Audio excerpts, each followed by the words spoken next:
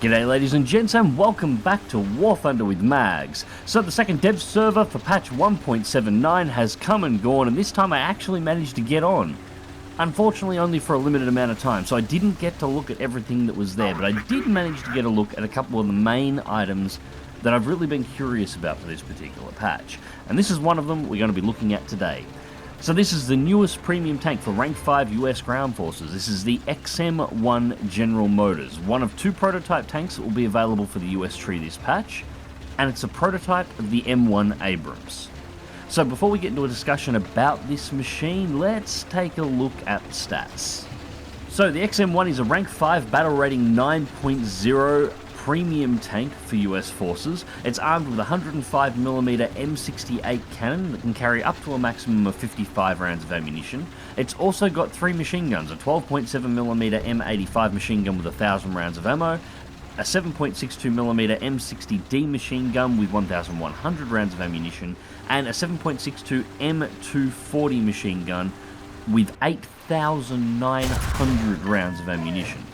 Now, as a premium tank, of course the XM-1 comes with all of its ammunition already unlocked. So there's really only two here that I think we need to look at closely. The first and primary shot you'll be firing is the M735 Apfsds, or Armor-Piercing Fin-Stabilized Discarding Sabot. You're looking at 360mm of penetration at 10 meters, 345mm of penetration at 500 meters, and of course 300mm of penetration at 2 kilometers. Now this isn't the highest penetration Apfsds shell in the game, but it is quite a respectable shell still nonetheless, especially once you consider that it's a 3.7 kilogram projectile moving at 1,501 meters per second. Now the second round you're likely to fire for your chemical round of choice will be the M456 shell. This is a Heat FS shell, 400mm of penetration all around. Again, not the highest pen of a Heat FS available in the game, but still quite a respectable shell. 11 kilograms, 1,173 meters per second, so it's still moving at a fair kip. Aiming is going to be very easy with these shells, so the rounds are pretty respectable for a 105mm gun. And I should add that this is only two of the available shell types. There is of course a smoke round, as you would expect from a modern main battle tank. There is a solid slug as your default round, although you'll barely ever use it with access to the Apfsds. And in place of a standard HE shell, you actually have access to HESH. Now unfortunately I forgot to grab a screenshot of the shell stats for the HESH round. I can say that I did use it in a couple of matches and I found it to be less than effective. So that's the shells, but what about the rest of the tank's stats? Well, the turret rotation speed is 34 degrees per second.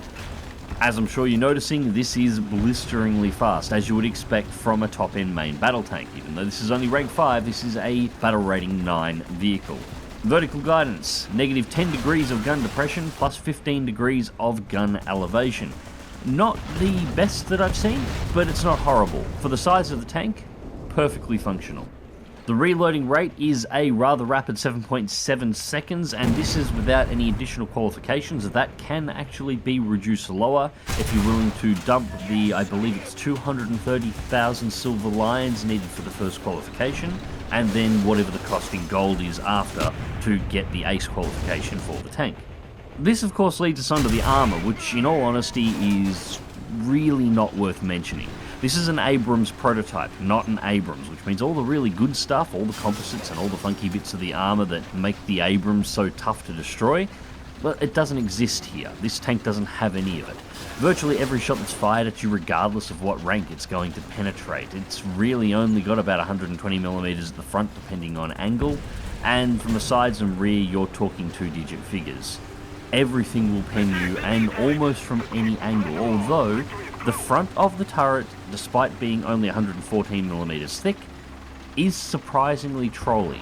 Now to be clear here, I wouldn't rely on it, but I have had some very odd bounces off the front of the turret. That being said, you don't drive the XM-1 like an Abrams. I'm sure you're noticing with its ground mobility and its agility. This thing looks like it handles a hell of a lot more like a Leopard A1A1 than it does an Abrams, and if you're thinking that, you would be absolutely correct.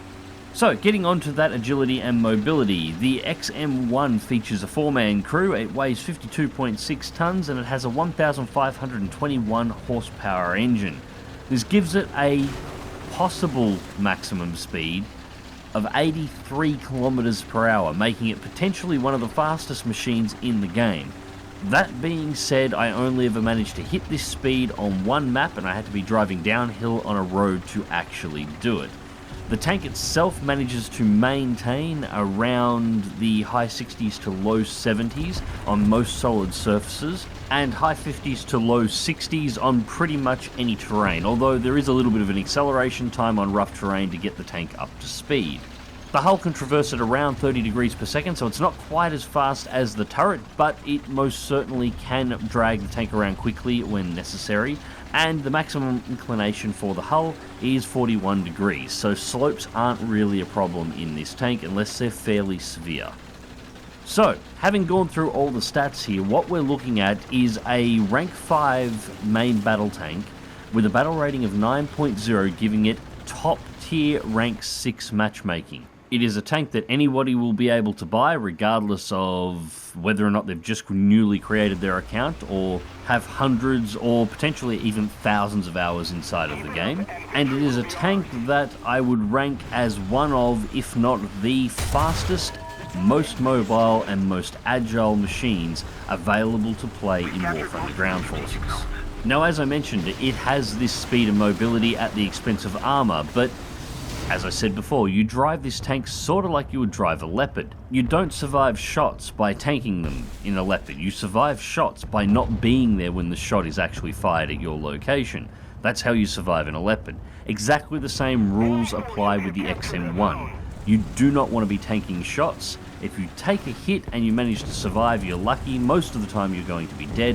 What you actually want to be doing is firing the shot and then getting the hell out of wherever you shot from and using your speed and agility to relocate to a new area.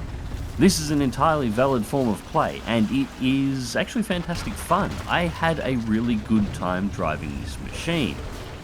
It's also not a tank that I think should actually exist, or at least not exist as a premium. So, this is a part where we come into the opinions section of the video. We've gone through the basic stats. I don't like this tank.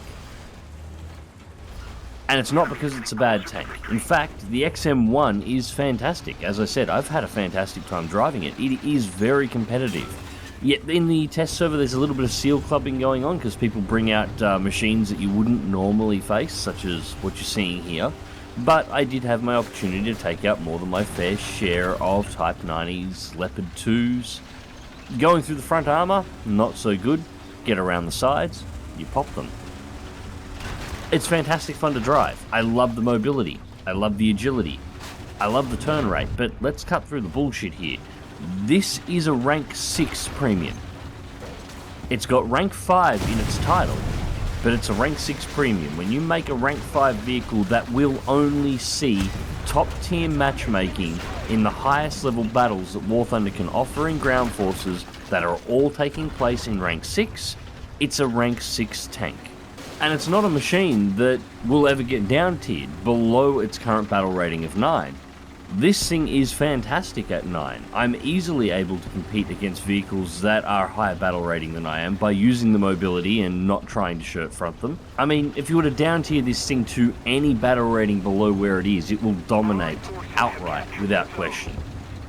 It's a rank 6 premium. The only reason it's marked as a rank 5 premium is so that Gaijin can claim to still be upholding their promise from all that time ago to not have any vehicles or premium vehicles at the top rank in the game.